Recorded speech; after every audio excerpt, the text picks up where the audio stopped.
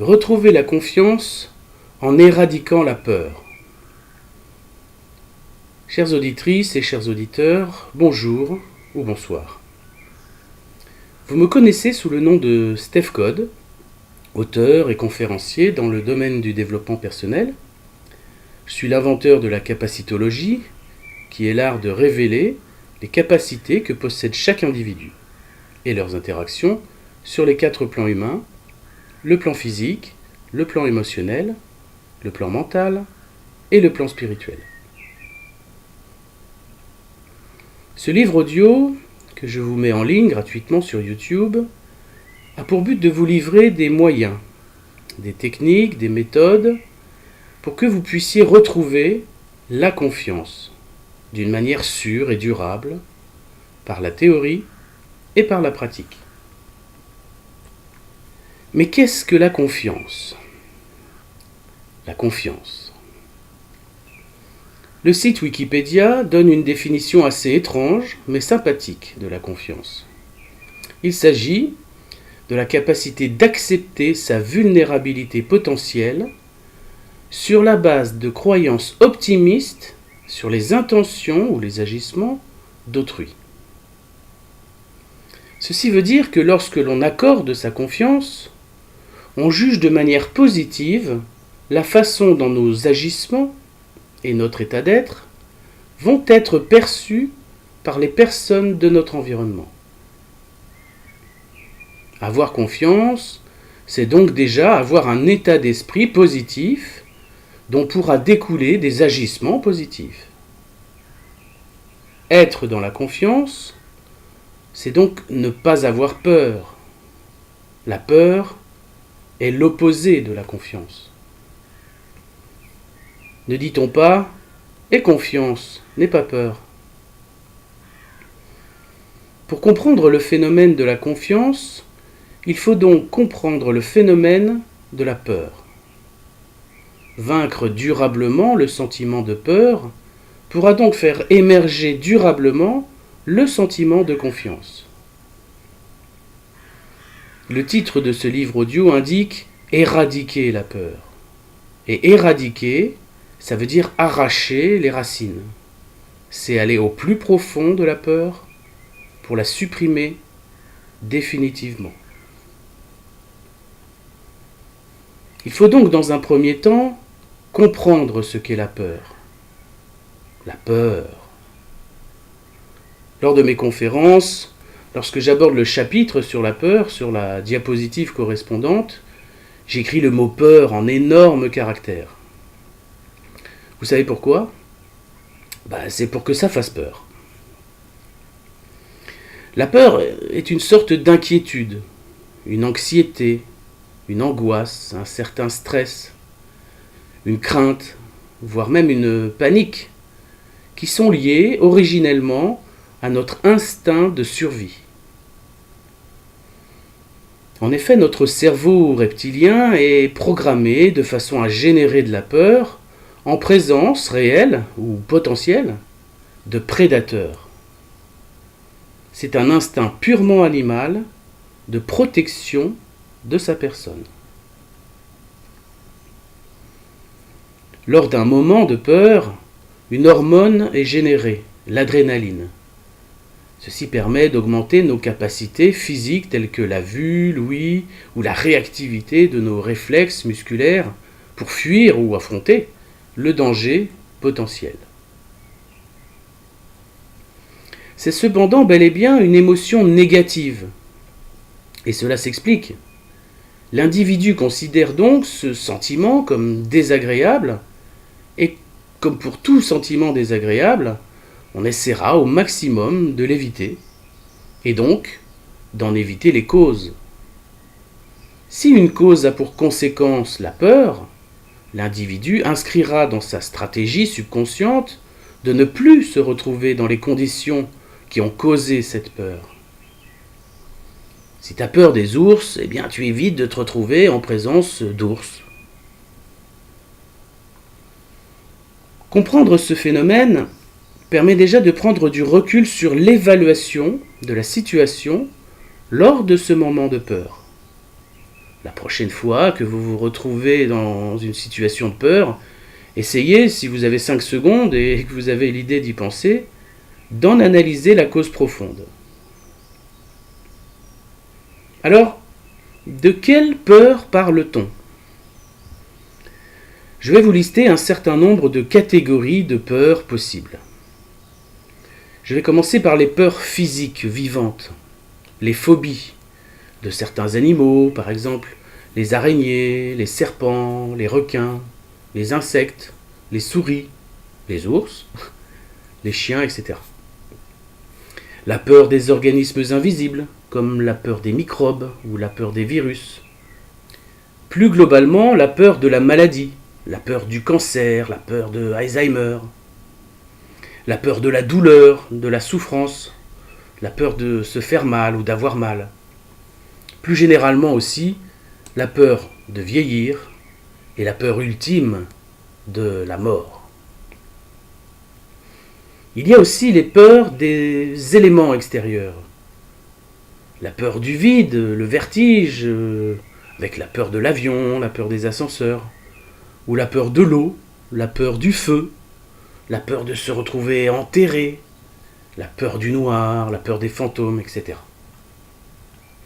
Il y a une sous-catégorie avec les peurs spatiales, les peurs en 3D.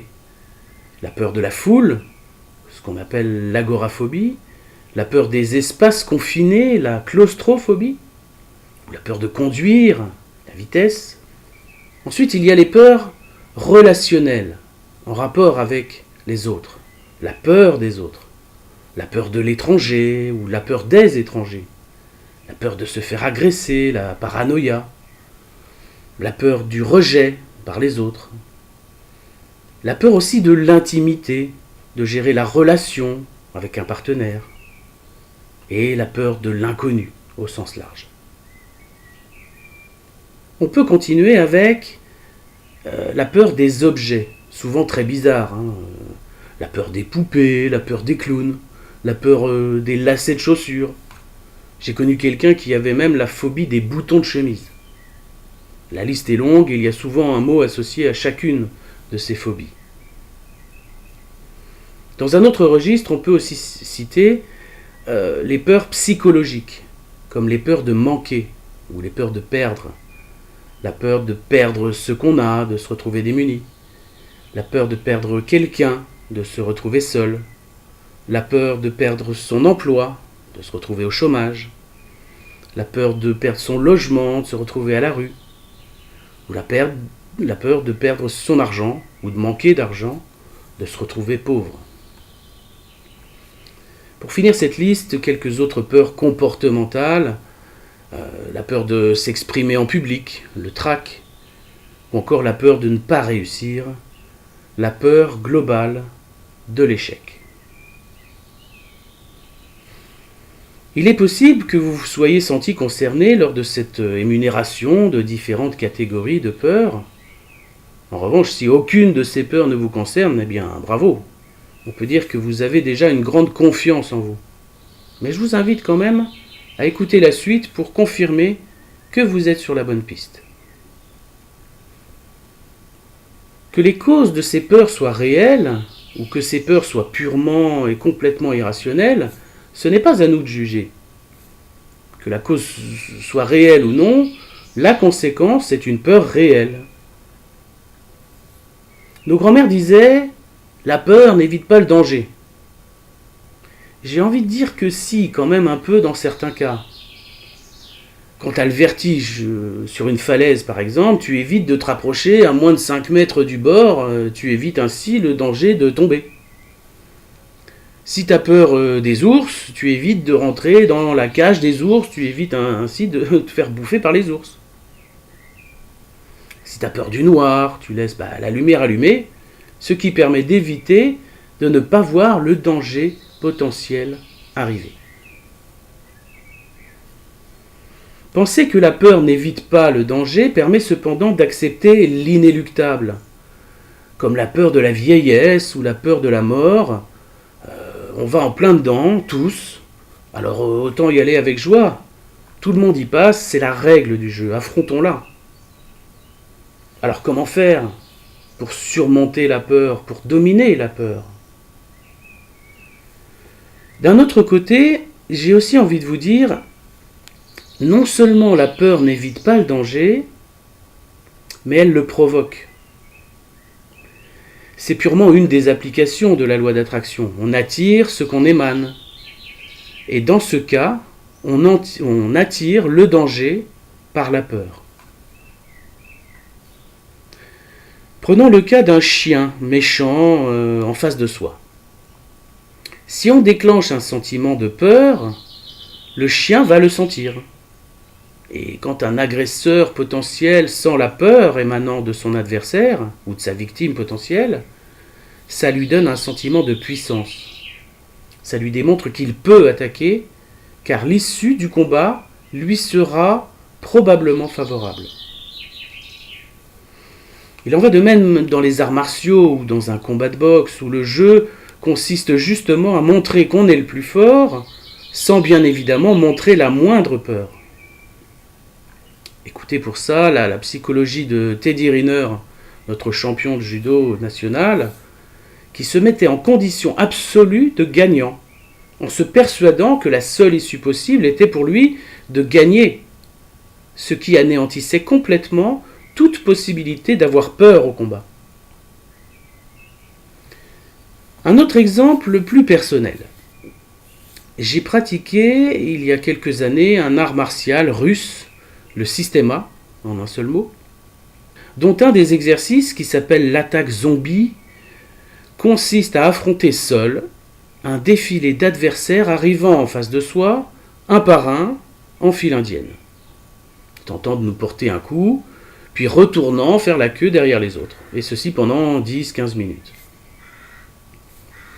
Au fur et à mesure de l'exercice, emporté par l'euphorie de la situation, l'angle des attaquants se fait de plus en plus large, jusqu'à ce que finalement on soit assailli de toutes parts, à 360 degrés.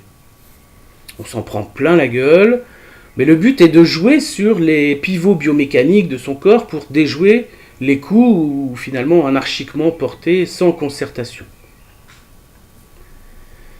Ce qui est bien, c'est que ça tourne à tour de rôle, et on est bien content quand c'est à nous de prendre une place dans la foule zombie pour attaquer une victime unique. On se rend compte cependant qu'une fois que la victime est entourée de 4 attaquants, il est difficile de se faire physiquement une place pour rejoindre ce petit cercle et être un 5e attaquant. Il n'y a tout simplement pas la place.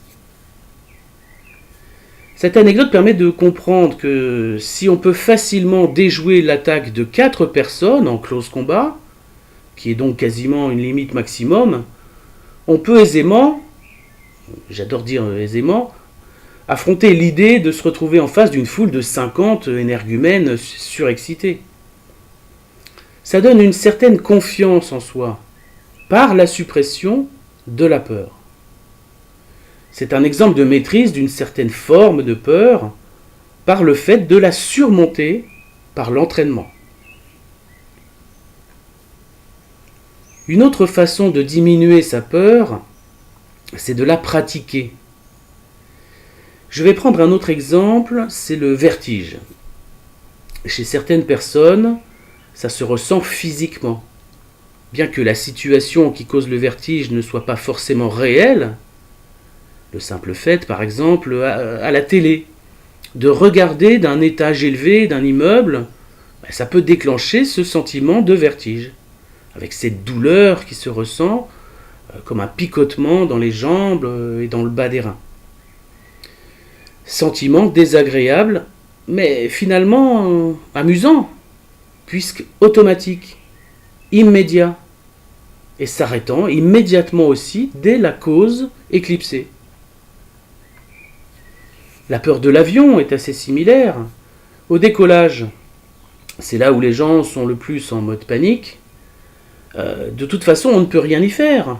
On est assis sur son siège, l'avion a pris son élan, il va décoller, c'est inéluctable. Ce qu'il faut se dire, c'est que c'est juste un moment à passer. Et ce moment n'est pas éternel. Il va passer au bout de quelques secondes. On a la même chose dans certaines cérémonies initiatiques chamaniques, où la prise de substances psychotropes fait passer les initiés dans des sentiments, dans des moments de délire horrible ou de douleur physique réelle. Mais ce qu'on appelle le set and setting, qui est une préparation mentale préalable, permet de se mettre en condition d'accepter ce qui va se passer. Ok, on va morfler, mais ce n'est qu'un passage. On ne peut rien y faire, mais ça va s'arrêter. Il faut simplement attendre la fin de la session, même si ça dure 8 heures, au bout de 8 heures, ça sera fini. On a aussi la même chose pour le sentiment qu'on peut avoir de ne plus pouvoir respirer. Je suis un jour allé en Corse pour faire de la plongée sous-marine, et on s'est retrouvés entre potes, entre 2 sessions, sans aucun équipement, dans une eau extrêmement claire et pure. Et on regardait au fond de l'eau. On s'est dit, tiens, on va faire un jeu. On plonge au fond, en apnée, donc c'est-à-dire sans pouvoir respirer, et on rapporte une poignée de sable pour bien montrer qu'on a touché au fond. Mon pote plongeur expérimenté avait un appareil à sa montre qui mesure la profondeur. C'est lui qui a commencé. On l'a vu disparaître tout au fond de l'eau, devenir tout petit, puis remonter dans un temps qui nous a paru une éternité, même si ça faisait moins d'1 minute, avec quelques grains de sable dans la main, en nous annonçant, en regardant son profondimètre, que le fond était à 10,50 m. Cette distance verticale correspond à la hauteur d'un immeuble de 4 étages. C'est comme si on était sur le toit d'un immeuble de 4 étages et qu'il fallait nager en bas pour toucher le sol. Alors quand ça a été à moi, je me suis hyperventilé pour oxygéner au maximum mes cellules, et hop, j'ai plongé après une expiration. Oui, poumon vide, car on évite de descendre avec de l'air. C'est plus facile pour couler, plus on a d'air, plus on flotte. Je suis descendu lentement, progressivement, en faisant des efforts pour nager vers le bas, maîtrisant la douleur au tympan progressive due à la pression, et supportant la surprise de la température de l'eau qui baissait au fur et à mesure. Au bout d'une autre éternité, je suis arrivé en bas, j'ai agrippé une poignée de sable, puis j'ai regardé vers le haut, j'ai vu à travers la lumière aveuglante du soleil les minuscules silhouettes de mes amis à la surface, et je me souviens d'avoir admiré et adoré ce paysage. Cependant, j'avais besoin de respirer. Et c'est là que j'ai compris que je n'avais fait que la moitié du chemin. Et que c'était horrible parce que j'avais besoin d'air. Et que j'avais encore l'autre moitié du chemin à faire pour remonter à la surface. Dès ce moment précis, en un instant, on passe en mode survie. Je peux vous dire qu'on ne traîne pas. La sensation d'étouffement disparaît étrangement, car tous les processus de notre corps et de notre mental se mettent immédiatement en action pour arriver au résultat. À la seule issue possible, celle de retrouver la surface le plus vite possible pour respirer. Je peux vous dire que ça a été intense, voir les objets de la surface grossir lentement, retrouver la température chaude de l'eau ne sont que de détails en fait, tant qu'on n'a pas atteint l'air libre. Je peux vous dire que j'ai perdu le jeu car le sable de mes mains s'était échappé pendant la remontée. C'est un truc à vivre et à refaire. Je peux vous assurer qu'on n'a plus peur de la noyade après ça. J'ai retrouvé le même type d'expérience en spéléologie, en Ardèche. Je ne suis pas claustro, mais pour nous convaincre que tout allait bien se passer, le moniteur nous avait expliqué que certains passages à la fin allaient être comme dans un couloir un peu étroit. Un couloir étroit, ok, mais un couloir étroit et aussi penché. Bon, Alors arrivé à la fin de l'expédition, on a bien découvert une sorte de couloir étroit, un couloir étroit et penché. Il avait juste omis de nous dire que ce couloir étroit et penché était aussi un couloir tordu, que c'était aussi un couloir sinueux, que c'était aussi un couloir gondolé, que c'était aussi un couloir rocailleux, que c'était aussi un couloir poussiéreux, et que c'était aussi un couloir sombre. Bref, on a réalisé qu'on était dans les entrailles de la terre, dans les intestins du sol, et que même si la surface n'était qu'à 4 mètres au-dessus de nous, on devait passer par là, car il n'y avait pas de retour en arrière possible, c'était la seule issue. Pour nous rassurer, il a juste dit « Si la tête passe, tout passe, même le ventre. » Ouf. Tu parles. Tu réalises que ça n'a absolument rien d'un couloir. Tu te dis que tu vas en fait passer dans une longue chaussette hasardeuse. Et à plusieurs moments dans ta progression, centimètre par centimètre, vers la libération, tu te sens bloqué, tu paniques, tu te dis que tu vas juste mourir ici, qu'il n'y aura pas de forceps pour t'aider à t'extraire du corps de la terre, et que tous ceux qui sont derrière toi vont mourir aussi parce que tu vas les bloquer, que ça va passer aux infos le soir, tu vois déjà le titre catastrophique au journal de 20h avec ton nom marqué, ta famille, etc. Eh bien, c'est passé. Et quand j'ai passé la tête à l'extérieur, à l'extrémité du trou qui s'était finalement révélé, j'ai eu comme le sentiment d'une seconde naissance. Je suis rené. Sur le moment, je me suis dit plus jamais, mais finalement, fort de cette expérience, je me sens beaucoup plus confiant si jamais je me décide à renouveler ce genre de sport. C'est par la pratique, par l'expérience, que le travail se fait. Que les peurs, qui sont finalement des peurs de l'inconnu, disparaissent. Et que la confiance est retrouvée. Il y a encore du chemin à parcourir, par exemple à ce jour, je n'ai encore jamais sauté à l'élastique ni sauté en parachute. Ça aussi, ça va être une autre histoire si je franchis ce cap. Je me dis, je suis un terrien, pas un oiseau. En fait, en disant ça, je ne suis pas un oiseau, on se cantonne finalement à son personnage. On joue en permanence un personnage en société et même avec soi-même. On se persuade des affirmations que l'on exprime sur soi-même. On s'emprisonne dans des états d'immobilité, bien rassurants pour notre mental, mais qui finalement ne sont basés que sur des croyances. C'est ça qu'on appelle les croyances limitantes. Il y a de très nombreux exemples dans la vie de tous les jours. Prenons ceux qui disent « Le matin, je ne peux rien faire sans mon café. » Ah bon ? T'es sûr ? S'il y a un incendie dans ta cuisine, tu ne pourras pas t'enfuir sans avoir pris ton café du matin. T'es dans ton personnage de personne chiante, qui veut rien faire avant d'avoir pris son café, mais tu peux t'en passer. Analyse bien les petits aspects de ton personnage pour t'en libérer. Et tu verras que ce qui te limite, ce sont tes croyances. Ce ne sont pas tes capacités. C'est ce que dit la capacitologie en tout cas.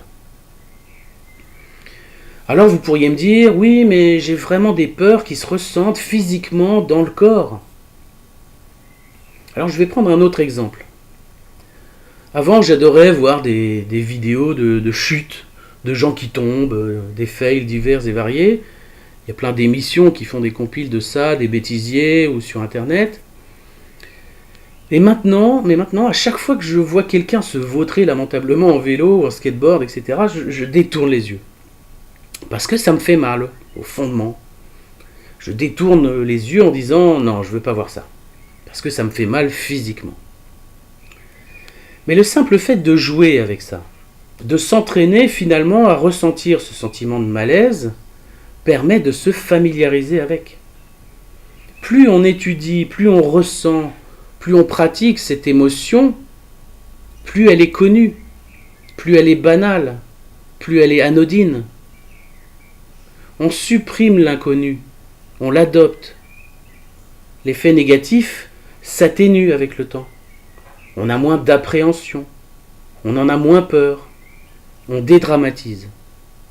Et cela a pour conséquence de retrouver une certaine confiance.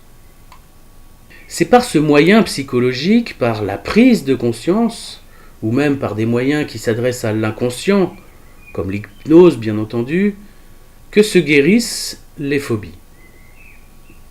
On va progressivement, pour des gens qui ont peur des serpents ou des araignées géantes par exemple, les mettre en contact très progressivement avec ces animaux visqueux ou poilus, en leur montrant qu'ils sont bien offensifs au final.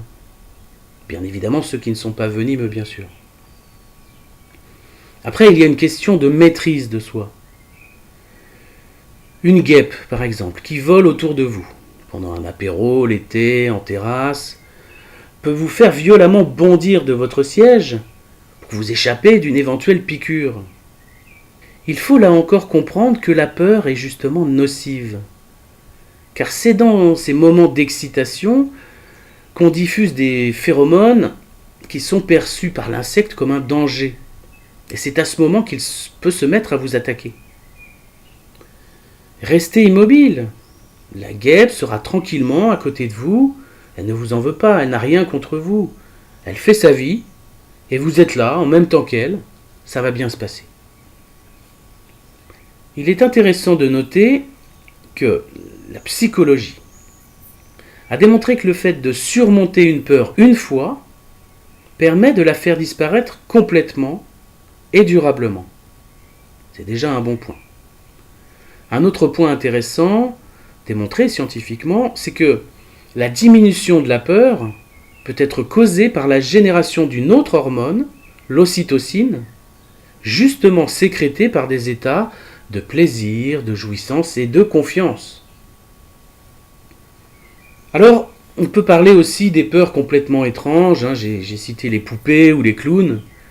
Là, il faut comprendre que l'objet qui fait peur est en fait en relation avec un événement qui s'est logé dans votre inconscient. Trouver cette corrélation, par l'hypnose souvent, peut tout simplement effectuer ce détachement entre le traumatisme vécu et l'objet qui était présent lors de ce traumatisme. Si en plus on peut agir sur les causes du traumatisme, en supprimant les aspects de culpabilité par exemple, on fait retrouver au patient la confiance inhérente à cette suppression des peurs, car elles sont expliquées. On supprime là encore l'inconnu. L'inconnu au sens large est un des vecteurs de la peur. C'est souvent un sentiment général de prudence, en fait, envers ce qu'on ne connaît pas. Et c'est extrêmement facile de supprimer l'inconnu, en prenant connaissance. Alors je ne voulais pas oublier les peurs spécifiques que j'ai citées au début, concernant le manque, ou la perte de quelqu'un, de son emploi, de l'argent, etc. Ce manque est un point central des envies de chacun. Quand on parle de pratique de la loi d'attraction en version 1.0, on parle de formuler des vœux. Des vœux à formuler avec une forme positive, je l'ai souvent évoqué lors de mes conférences ou dans d'autres livres audio. Mais finalement, faire un vœu, c'est exprimer à l'univers un sentiment de manque. Exprimer un vœu d'abondance fait ressortir le sentiment de manque de richesse ou de biens matériels. Et finalement, on vibre dans une énergie de manque et on émane des vibrations négatives liées à ce manque. Pareil, si on désire typiquement rencontrer quelqu'un, on émane par le simple fait d'exprimer ce vœu le sentiment de solitude. On vibre dans une énergie de solitude, de tristesse, d'être seul et de désespoir de ne pas avoir pour l'instant rencontré la bonne personne. Pareil encore pour l'argent. Je cite souvent l'exemple des impôts ou de l'URSSAF, organisme tout-puissant qui nous prélève des sommes astronomiques. Eh bien, je suis allé hier matin au courrier et je me suis dit juste avant d'ouvrir la boîte aux lettres, oula, il y a quelque chose là. Une sorte de prémonition, d'intuition, de clairvoyance métallique, et ça n'a pas loupé, un courrier de l'URSSAF. En d'autres temps, il y aurait eu de l'adrénaline, de la préexcitation ou une augmentation du rythme cardiaque, de la température même. C'est très intéressant de s'auto-observer, de vivre en pleine conscience ces situations. Aujourd'hui, je n'ai plus ces types de réactions. On ne lutte pas tout seul contre l'inéluctable. On ne doit pas lutter contre le négatif, on doit vibrer pour le positif. On ne lutte pas contre la guerre, on vibre pour la paix. On ne lutte pas contre la maladie, on vibre pour la santé. On ne lutte pas contre la pauvreté dans le monde, on vibre pour l'abondance de tout un chacun. Et même on ne lutte pas contre un ennemi. On vibre tout simplement pour la chance qu'on a d'être beaucoup plus heureux que lui. Vibrer positivement construit un monde réel, rempli du positif, attiré par affinité à nos vibrations. La lettre de l'URSSAF, en la voyant, je me suis dit, ah, je suis plus fort, même pas mal. Eh bien, j'étais récompensé. C'était un remboursement. Enfin, c'était une remise. Mais c'était positif. On est positif, on émane du positif, on reçoit du positif. Le maître mot, c'est expérimenter. Sens-toi bien dans ton boulot et tu y resteras. Sens-toi mal dans ton boulot et tu finiras par le quitter ou te faire virer. Sens-toi bien avec les gens et tu attireras des personnes bénéfiques. Sens-toi mal avec les gens et seules les personnes toxiques continueront à te fréquenter. Sens-toi bien avec ce que tu as déjà et tu l'augmenteras. Sens-toi mal avec ce que tu as, reste dans ces peurs et tu les augmenteras aussi.